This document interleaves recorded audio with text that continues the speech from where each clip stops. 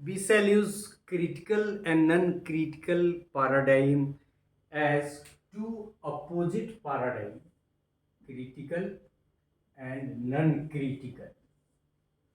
As we usually use positivist paradigm और interpretivist paradigm.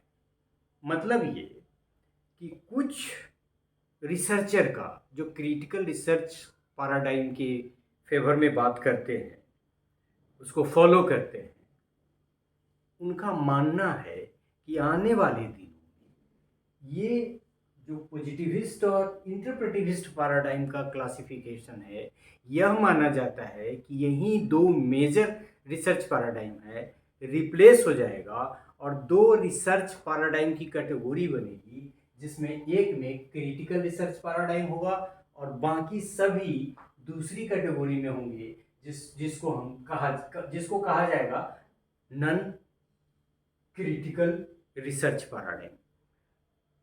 यद्यपि ये विचार हैं इन लोगों के, मेरा अपना एज ए रिसर्चर जितना ज्ञान है, मेरा मानना है कि पॉजिटिविस्ट पैराडाइम अपने आप में इतना रिजिड और डिफाइंड है, इसकी सीमा सिर्फ एजुकेशन और साइकोलॉजी या फिर सोशल साइंस तक लिमिट नहीं है, एग्रीकल्चर में, मेडिसिन साइंस में, तो it can not be replaced. हाँ, अब ये हो सकता है कि क्रिटिकल रिसर्च पैराडाइम पे ज़्यादा काम हो तो ये कर दें कि नॉन क्रिटिकल रिसर्च पैराडाइम जो होगा उसमें पॉजिटिविज्म भी आ गए, इंटरप्रेटिविज्म भी आ गए, मिक्स्ड भी आ गए, और भी कुछ जो कहते आ रहे हैं, जो बहुत सारे पैराडाइम है जिसके बारे में बहुत सारा कन्फ्यूज़न भी है। तो इसी से रिलेटेड ये पार्ट है लेक्चर का कि critical and non critical paradigm. Followers of critical research paradigm believe that in day to come, the major classification of paradigm as positivism and interpretivism will be replaced by critical and non-critical. मतलब ये है कि जो classification, major classification होगा वो दो हो जाएगा, क्रिटिकल और non critical. Though I don't agree.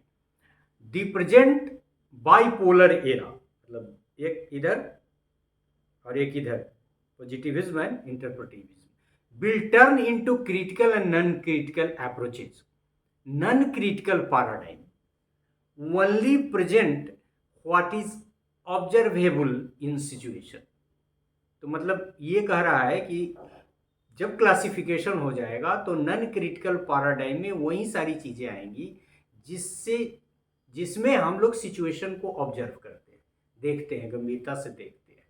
Whereas critical paradigm, due to its reformative nature, goes beyond and strives for a better world.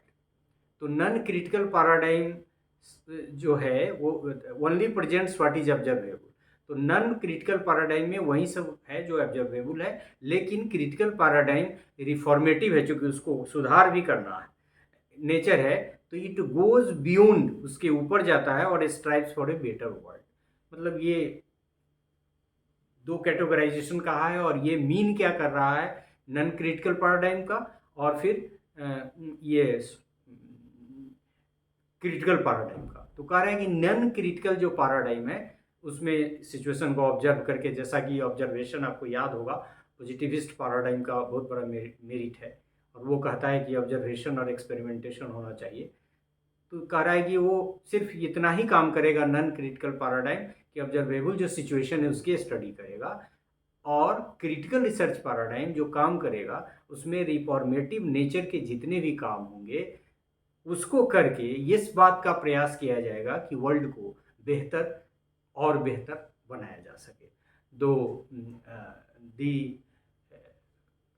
Claim made by certain researchers working in the area of critical research cannot be accepted today.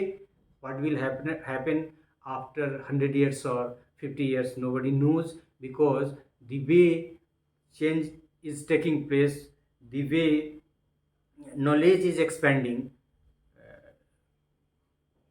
the claim may be true or may not be, but at this juncture, with this knowledge of different type of parameter, it can be concluded that it is never going to happen. So thank you for this part in which we discussed regarding critical and non-critical paradigm, understood the meaning of critical and non-critical paradigm, and came to know that bipolar जो है दोनों positivist और anti इंटरप्रेटिविस्ट, वो bipolar नहीं रहेगा आने वाले दिनों में। बाइपोलर जो होगा उसमें critical and non critical paradigm का क्लासिफिकेशन होगा।